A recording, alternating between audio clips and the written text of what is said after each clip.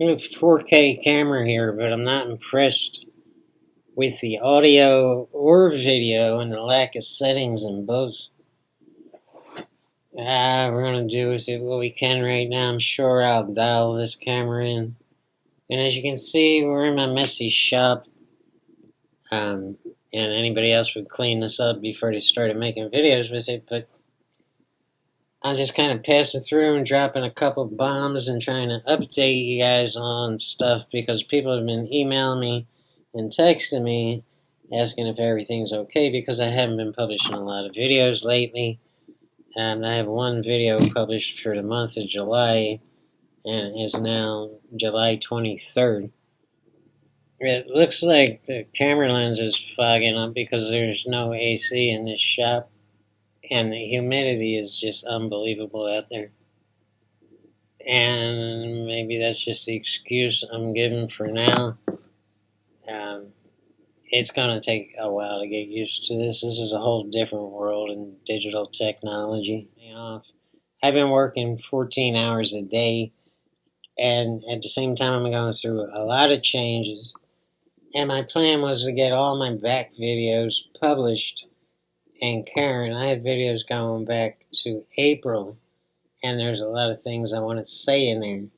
And then I wanted to take you guys with me out on the road live or semi-live, so you guys can experience what the pool scene is really like behind the scenes instead of seeing what it's like in my practice hall or in my house just publishing videos. I actually wanted to take you out there with me.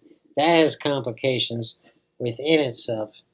But I've got probably 30 videos that I wanted to publish before I leave, so I didn't have to put this channel on hold again.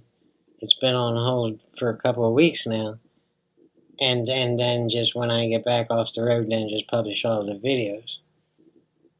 So, believe it or not, I'm still striving for that goal.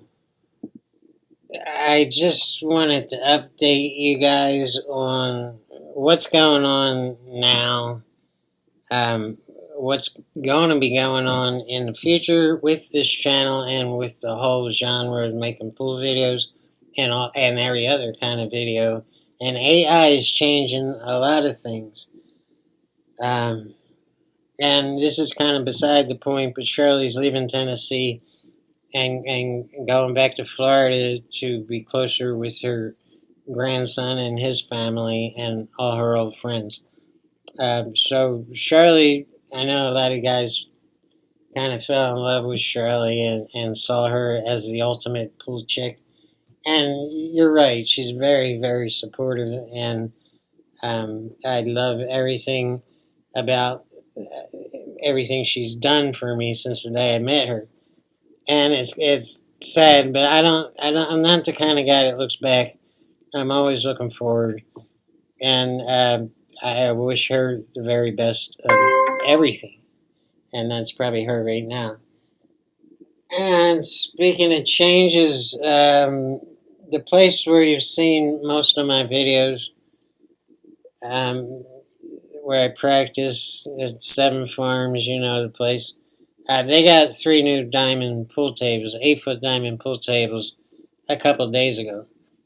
And I went in. I stopped in last night because, like I said, I'm super busy for about a half hour, and started banging balls around just to see how the tables play. They play excellent, as you know. Diamond themselves are the ones that set the pool tables up. And Six Figure Steve is the guy who got all this done. Cheers to you, Six Figure. He's better known as Old McDonald by you pro players. So we appreciate you, Steve, and doing that for us. The tables are as level as a pool table can get. They play very well. The rails are super active, and we're going to go over this. I'm going to show you a couple of clips in this. And after this video, I'm going to go back and publish a whole bunch of older videos to get caught up with this channel so I can take off and do what pool players. Okay, now we're on the internal computer mic and not the camera mic. So, I don't know, can you guys hear any difference? Yeah, I really wasn't impressed with the camera so far, but I really don't know what the hell I'm doing here. I'm not an expert in technology, unfortunately. That's probably what I should have done, but I did this. Hey, you guys see the pattern? Top left here to get back up. We have to get back up under the 2 because I'm not shooting this off-angle combination on the 2-5. And that was, you didn't see that stroke. That stroke was terrible. And I might be a little nervous to play on this thing. I know it's fast. All diamonds are fast. But these rails are super touchy. I mean, it's night and day from that old Brunswick. And it looks like bottom left here to get around the 9 ball. And it was a good stroke on that, so it's already straightened out and I'm already getting relaxed. I love this table. And this is just 1 out of 3 of them in here. And I don't know why I got back on that 6. It seems kind of crazy because that pocket is reduced by the 7 ball. I could have shot the 6 on the side. But whatever. Now this is the big tester on this table. The Brunswick, you couldn't shoot this shot. You couldn't kill the angle off the object ball to get back in front of this 8. You had to settle for going a long way and going another rail, the top rail, to bounce off that to get on the 8. Now you can cut angles real good. Although the table is sliding a little bit because the cloth is brand new. So if you put, let's say, a draw shot on an off-angle shot, it's going to take a little longer for the draw to kick in and gain traction to get the position you want. So they are going to take a little bit of getting used to. But I'm very used to dialing in tables real super fast because when I was young, I would jump from different table to different table and out playing and bar hopping and pool room hopping all day, all night, every single day. So you learn to adjust quickly. Let's get on to the next game.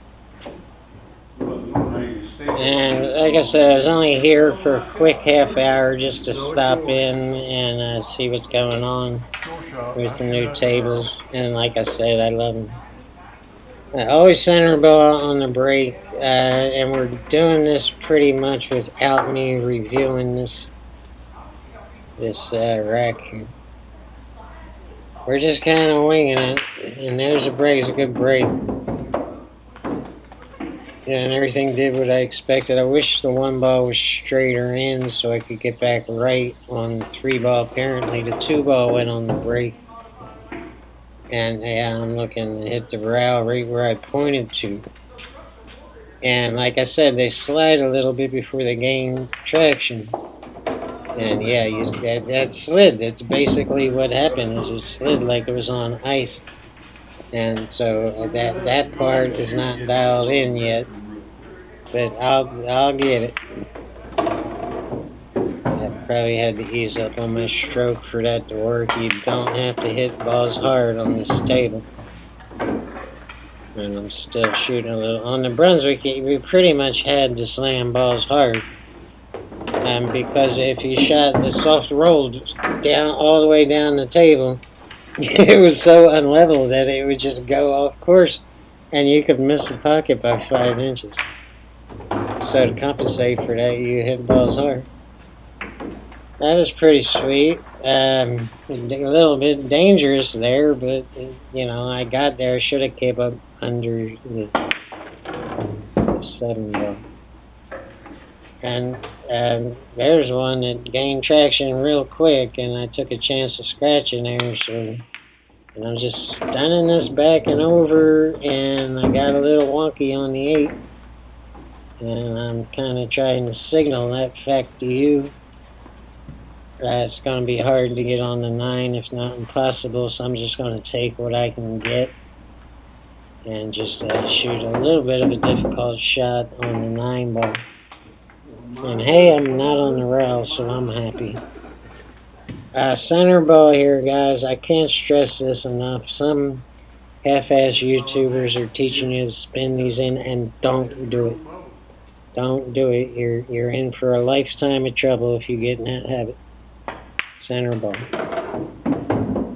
That's it. We're going to check it out so I can start working on another video. And some of these days might have 2 and 3 videos published in one day. Just to get the archives over with and the past done.